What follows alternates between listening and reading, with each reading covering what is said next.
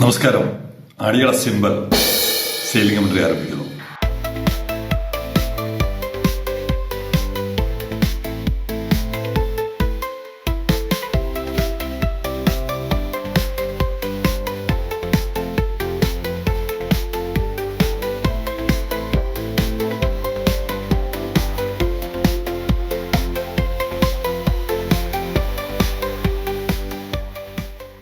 ഭരണം നിശ്ചലമായ സമയത്ത് മുഖ്യമന്ത്രി പിണറായി വിജയൻ ധർമ്മടത്ത് പ്രചരണം നടത്തുമ്പോൾ ഇവിടെ ജനങ്ങൾ യഥാർത്ഥ ഭരണം എന്താണെന്ന് കാണിച്ചു കൊടുത്തു. ശനിയാഴ്ച ഇന്നലെ ഇവിടെ ഒരു സമരം പ്രഖ്യാപിച്ചിരുന്നല്ലോ നമ്മുടെ തുറമുഖത്ത്. ജനാവകാശക്കാരെ നാട്ടുകാർ തന്നെ കൈകാര്യം ചെയ്തു. ഇതാണ് യഥാർത്ഥത്തിൽ എന്താണ് ഭരണം, എങ്ങനെ കാര്യങ്ങൾ നടത്തണം എന്ന് വേണമെങ്കിൽ മുല്ലൂർ നിവാസികളോട് ശ്രീ പിണറായി വിജയന് ശിഷ്യപ്പെടാം. വെറുതെ പറയുന്നതല്ല. എന്തായാലും ഈ ഇന്നത്തെ സമരത്തെ കുറിച്ചുള്ള കാര്യങ്ങൾ പറഞ്ഞിട്ട് പഴയ കാലത്തിലോട്ട് പോകാം. മുല്ലൂർ നിവാസികളെ സെയിലിംഗ് കമന്ററി സല്യൂട്ട് ചെയ്യുകയാണ്. ഒരു വട്ടമല്ല, 9 വട്ടം സല്യൂട്ട് ചെയ്യുന്നു. അവരൊരു പോസ്റ്റർ പ്രചരണവും നടത്തിയിട്ടാണ് സമരത്തിനെ വേണ്ട വിധത്തിൽ കൈകാര്യം ചെയ്തത്. അപ്പോ എന്താണ്, ഹോട്ടൽ ഉടമകൾ, റിസോർട്ട് ഉടമകൾ എല്ലാവരും ചേർന്ന് തുറമുഖത്തോട്ട് ഒരു സമരം പ്രഖ്യാപിച്ചിരുന്നു ഇന്നലെ. ആ സമരം ലക്ഷ്യം കണ്ടില്ല, വഴിയിൽ വെച്ച് തന്നെ തടയപ്പെട്ടു. കാരണം എന്താണ്? മറുവശത്ത് ജനങ്ങൾ അങ്ങ് ഏറ്റെടുത്തു. ഈ ജനാവകാശ സമരം എന്താണെന്ന് മുല്ലൂർ നിവാസികൾ കാണിച്ചു കൊടുത്തു. അവരുടെ പേര് തന്നെ അവർ മാറ്റി. വെടിഞ്ഞം തുറമുഖം എന്നുള്ളത് അവർ മാറ്റി മുല്ലൂർ തുറമുഖ സംരക്ഷണ സമിതി എന്നാക്കി. തുറമുഖം നിലവിൽ വന്നപ്പോൾ സ്ഥലവും ജോലിയും ജീവിത സാഹചര്യങ്ങളും നഷ്ടപ്പെട്ടത് മുല്ലൂരിലെ ജനങ്ങൾക്ക്. നാളിതുവരെ യാതൊരു വിധമായ തൊഴിൽ സാധ്യതകളും ലഭിക്കാത്തത് മുല്ലൂരിലെ ജനങ്ങൾക്ക്. മുല്ലൂർ എല്ലാവർക്കും സമരാഭാസം നടത്താനുള്ള സ്ഥലമല്ല. എല്ലാവർക്കും സമരം ചെയ്യുവാൻ ഉള്ള അവകാശമുണ്ട്. അത് അവരുടെ നാട്ടിൽ മാത്രം. ഹോട്ടൽ മുതലാളിമാരുടെ ഏക്കർ കണക്കിന് പുറമ്പോക്ക് ഭൂമി സംരക്ഷിക്കേണ്ടത് മുല്ലൂർ ജനതയുടെ വികസനത്തെ തുരങ്കം വെച്ചുകൊണ്ടല്ല. ഹാർബറിന്റെ വികസനത്തിന് എതിരെ സമരം ചെയ്യാൻ ആരെയും മുല്ലൂരിൽ അനുവദിക്കുന്നതല്ല. ഇതവിടുത്തെ ജനങ്ങൾ, മുല്ലൂരിലെ മുല്ലപ്പൂ വിപ്ലവം യഥാർത്ഥത്തിൽ ഇന്നലെ സംഭവിച്ചു. ഇത് ജനങ്ങൾ അവർ സ്വയം ഏറ്റെടുത്തതാണ്. അവരുടെ പിന്നിൽ ആരുമില്ല. വേറെ ആരും അവർക്ക് ബുദ്ധി ഉപദേശിച്ചു കൊടുത്തതല്ല. അവർക്ക് സ്വയം തോന്നലുണ്ടായി. അവരുടെ തുറമുഖത്തെ സംരക്ഷിക്കേണ്ടത് അവരുടെ കടമയാണെന്ന് കരുതി അവർ അവസാന നിമിഷം മുന്നിട്ടിറങ്ങി സമരം ചെയ്യാൻ വരുന്നവരെ കൈകാര്യം ചെയ്യും എന്നുള്ള ഘട്ടം എത്തിയപ്പോൾ പോലീസ് ഇടപെട്ടു. അങ്ങനെ രണ്ടു കൂട്ടരെയും പോലീസ് നിശ്ചിത അകലത്തിൽ തടഞ്ഞതുകൊണ്ട് സമരവും ഒരു വഴിയാധാരമായി, ഒരു സംഘർഷവും നടക്കാതെ കടന്നുപോയി. ഇതാണ് യഥാർത്ഥ ബുദ്ധി. ഭരണത്തിന്റെ യഥാർത്ഥ ബുദ്ധി ഇതാണ് ജനങ്ങൾ പ്രതീക്ഷിക്കുന്ന ഭരണം. അത് രാഷ്ട്രീയക്കാർ ഇല്ലാത്ത സമയത്ത് ജനങ്ങൾ ഇറങ്ങി അത് നടപ്പാക്കി കഴിഞ്ഞു. ശ്രീ പിണറായി വിജയന് വേണമെങ്കിൽ അവരെ ഒന്നുകൂടി ശിഷ്യപ്പെടാം. മുൻകാല ചരിത്രത്തിലോട്ട് പോകുന്നതിന് മുമ്പ് ഈ അടുത്ത ദിവസം നടന്ന, എനിക്ക് തോന്നുന്നു കഴിഞ്ഞ ഞായർ അല്ലെങ്കിൽ കഴിഞ്ഞ തിങ്കൾ ആയിട്ട് നടന്ന ഒരു കമ്മ്യൂണിക്കേഷൻ ഉണ്ട്. ഈ പോർട്ടിന്റെ ഉടമസ്ഥരോട്, പോർട്ടിന്റെ ഉത്തരവാദിത്തപ്പെട്ട ഉദ്യോഗസ്ഥരിൽ ഒരാളോട് ഞാനൊരു മെസ്സേജ് അയച്ചു. Is it possible to keep away from the port gate? ഈ പറയുന്ന ഇന്നലത്തെ സമരം പോർട്ട് ഗേറ്റിന്റെ അകലത്തിൽ വെച്ച് തടയാൻ പറ്റുമോ?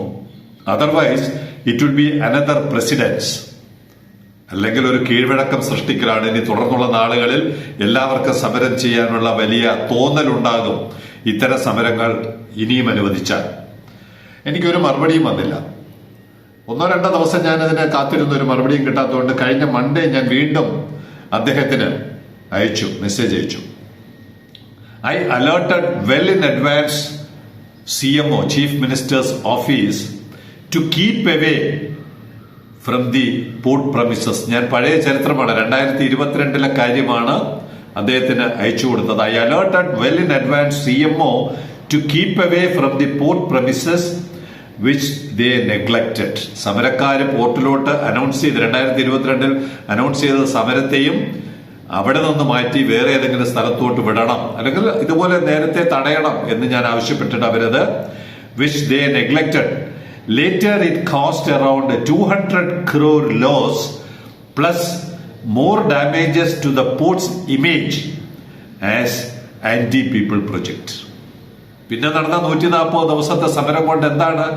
മത്സ്യത്തൊഴിലാളികളെ ഇവിടെ നിന്ന് ഓടിക്കുവാൻ, ഉന്മൂലനം ചെയ്യുവാൻ, തൊഴിൽ നഷ്ടപ്പെടുത്തുവാൻ, അവരുടെ വീടുകളിൽ നിന്ന് ഇറക്കിവിടാൻ തുടങ്ങിയ ഒരു 100,000 ആരോപണങ്ങൾ ലോകം മുഴുവൻ എത്തിക്കുവാനും 200 കോടി രൂപയുടെ നഷ്ടം പോർട്ടിൽ ഉണ്ടാക്കാനും ഒക്കെ കഴിഞ്ഞതായിരുന്നു ആ അലേർട്ട് അവഗണിച്ചതിലൂടെ ഇവിടെ സംഭവിച്ചത് എന്നുള്ളത് ഞാൻ അദ്ദേഹത്തെ ഓർമ്മപ്പെടുത്തി.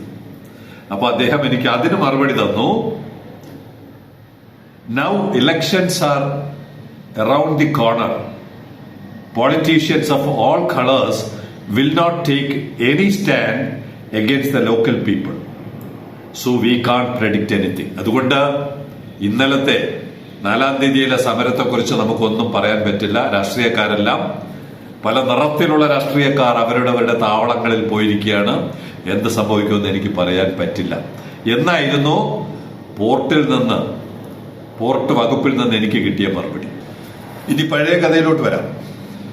2022 ഓഗസ്റ്റ് മാസം സെക്രട്ടേറിയറ്റിന് മുമ്പിലായിരുന്നു ആദ്യം ഡൊമസ്റ്റിക് വിമാനത്താവളം, അത് കഴിഞ്ഞ സെക്രട്ടേറിയറ്റിന് മുമ്പിൽ ഈ സമരം.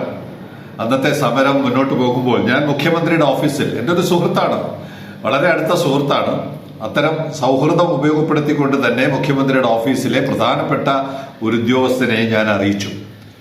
ഈ സമരം നിങ്ങൾ വിചാരിക്കുന്നത് പോലെ അത്ര ലളിതമായിരിക്കില്ല, അതുകൊണ്ട് നിങ്ങളിത് കൈകാര്യം ചെയ്യേണ്ട രീതി ഇന്നതാണ് എന്ന് പറഞ്ഞുകൊണ്ട് ഞാൻ അവരെ അറിയിച്ചു. മുഖ്യമന്ത്രിയുടെ ഓഫീസ് മാത്രമല്ല, തിരുവനന്തപുരത്തെ CPMന്റെ ജില്ലാ നേതൃത്വത്തെ അറിയിച്ചു. അതിനു പുറമെ എനിക്ക് പരിചയമുള്ള ചില മുതിർന്ന പോലീസ് ഉദ്യോഗസ്ഥരെയും അറിയിച്ചു. നിങ്ങൾ ഈ സമരത്തെ കൈകാര്യം ചെയ്യേണ്ട രീതി നിങ്ങൾ എല്ലാ സമരങ്ങളും കൈകാര്യം ചെയ്യുന്നത് പോലെ ആവരുത്. അതിന് എന്താണ് മാർഗമെന്ന് നിങ്ങൾ പറയാമെങ്കിൽ, നിങ്ങളൊരു അവസരം തരാമെങ്കിൽ ഞാൻ വന്ന് സംസാരിക്കാം. പക്ഷേ ദിവസങ്ങളോളം കാത്തിരുന്നിട്ടും ഒരു മറുപടി പോലും തരാതെ എന്റെ നിർദ്ദേശത്തെ അവഗണിച്ചപ്പോൾ എന്ത് സംഭവിച്ചു? ആ സമരം 140 ദിവസത്തോളം നീണ്ടു. അക്രമമായി, വലിയ തോതിലുള്ള സംഘർഷമായി. ഹൈക്കോടതി പോലുള്ള സ്ഥാപനങ്ങൾ വരെ അവഹേളിക്കപ്പെട്ടു. ജില്ലാ കളക്ടർ പോലും അവഹേളിതനായി. പോലീസ് ഉദ്യോഗസ്ഥർ നിരവധി പേർ തെറികേട്ടു. അങ്ങനെ കേരളത്തിന്റെ ചരിത്രത്തിൽ ഇത്രയും മോശമായ രീതിയിൽ ഒരു സമരം സംഘടിപ്പിക്കാൻ പറ്റുമെന്ന് തെളിയിക്കപ്പെട്ട നാളുകളായിരുന്നു അത്.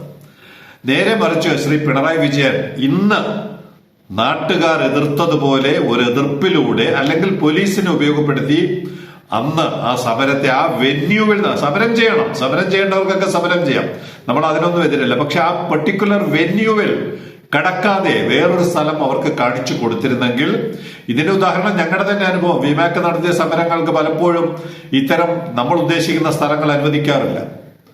പോലീസ് ഇടപെടും, ഉടനെ ഇടപെട്ട് പറയും ഇവിടെ പറ്റില്ല, അവിടെ പോവുക, അല്ലെങ്കിൽ വേറെ എവിടെയെങ്കിലും പോവുക എന്ന് പറഞ്ഞ നിർദ്ദേശങ്ങൾ പലപ്പോഴും ഞങ്ങൾക്ക് തന്നിട്ടുണ്ട്, ഞങ്ങൾ അത് അനുസരിച്ചിട്ടുണ്ട്. അതുപോലെ ഈ സമരത്തിന്റെ തീവ്രത വർദ്ധിക്കാതിരിക്കുവാനുള്ള തരത്തിൽ മറ്റൊരു സ്ഥലം നിർദ്ദേശിച്ചിരുന്നെങ്കിൽ ആ സമരം അടപടലം പൊട്ടി 2-3 ദിവസം കൊണ്ട് തീരേണ്ട ഒരു സമരത്തെ 140 ദിവസത്തോളം വളർത്തി വലുതാക്കി ഊതിപ്പെരിപ്പിച്ച് എന്തിനാണെന്നറിയാമോ? ഒരു ഇമേജ് ഉണ്ടാക്കാൻ, മുഖ്യമന്ത്രിയുടെ ഒരു ഇമേജ് കൂട്ടാൻ.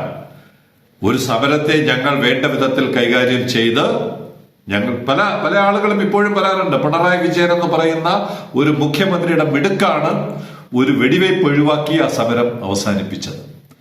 സമരം പോലും നടത്താൻ പറ്റാത്ത വിദ്യയാണ് ഞങ്ങൾ പറഞ്ഞു കൊടുത്തത്. ആ വിദ്യയാണ് ഇന്ന് മുല്ലൂരിലെ മുല്ലപ്പൂ വിപ്ലവമായി ജ്വലിച്ചു നിൽക്കുന്നത്.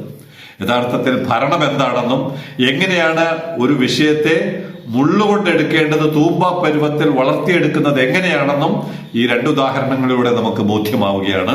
അതുകൊണ്ട് തെരഞ്ഞെടുപ്പിന്റെ തിരക്ക് കഴിയുമ്പോൾ ശ്രീ പിണറായി വിജയൻ തെരഞ്ഞെടുക്കപ്പെട്ടാലും ഇല്ലെങ്കിലും മുല്ലൂർ ജനതയുടെ മുമ്പിൽ ഒരു വിദ്യാർത്ഥിയായി വന്നിരിക്കുന്നത് അദ്ദേഹത്തിന് പല പാഠങ്ങളും പഠിക്കുവാൻ അവസരം നൽകിയേക്കും. മുല്ലൂരിലെ സമരം എതിർ സമരത്തെ കൈകാര്യം ചെയ്തവർക്ക് ഒന്ന് രണ്ട് ആവശ്യങ്ങൾ കൂടിയുണ്ട്. അതുകൂടി നമ്മൾ ഈ സമയത്ത് കേട്ടുപോകണം. മുല്ലൂരിൽ നിന്നും രസീത് നൽകി കട്ടമരങ്ങൾ കൈപ്പറ്റി കൊണ്ടുപോയ കട്ടമര തൊഴിലാളികൾക്ക് നൽകേണ്ട പാക്കേജും തൊഴിൽ നഷ്ടപ്പെടുന്നവർക്ക് അനുബന്ധ തൊഴിലോ തൊഴിൽ നഷ്ട പാക്കേജുകളോ വിഴിഞ്ഞം ഇന്റർനാഷണൽ സീപോർട്ട് ലിമിറ്റഡ് കമ്പനി അധികൃതർ ഉടൻ തന്നെ നടപ്പിലാക്കുക. അവരുടെ ആവശ്യം അദാനി ഗ്രൂപ്പും ഗവൺമെന്റും അംഗീകരിക്കണം. കാരണം വലിയൊരു ദുരന്തമാണ് അവർ ഇപ്പോൾ മുൻകൈയെടുത്ത് ഒഴിവാക്കി തന്നിരിക്കുന്നത്. മുല്ലൂരിലെ ജനങ്ങളുടെ ആചാര അനുഷ്ഠാനങ്ങൾ മുൻകാലങ്ങളിലെ പോലെ നടത്തുവാനുള്ള സൗകര്യങ്ങൾ സ്വീകരിക്കുക. എല്ലാ സമൂഹത്തിലെയും ജനങ്ങൾ ആവശ്യപ്പെടുന്ന വളരെ ചെറിയ കാര്യങ്ങളാണ് അവർ ആവശ്യപ്പെട്ടിരിക്കുന്നത്. അത് അടിയന്തരമായി പരിഹരിക്കുവാൻ ഇനി വരുന്ന ഗവൺമെന്റെങ്കിലും ശ്രദ്ധിക്കണം എന്നുള്ള ഒരു അപേക്ഷയാണ് സേലിംഗം മന്ത്രിക്ക് മുൻപിൽ വയ്ക്കാനുള്ളത്.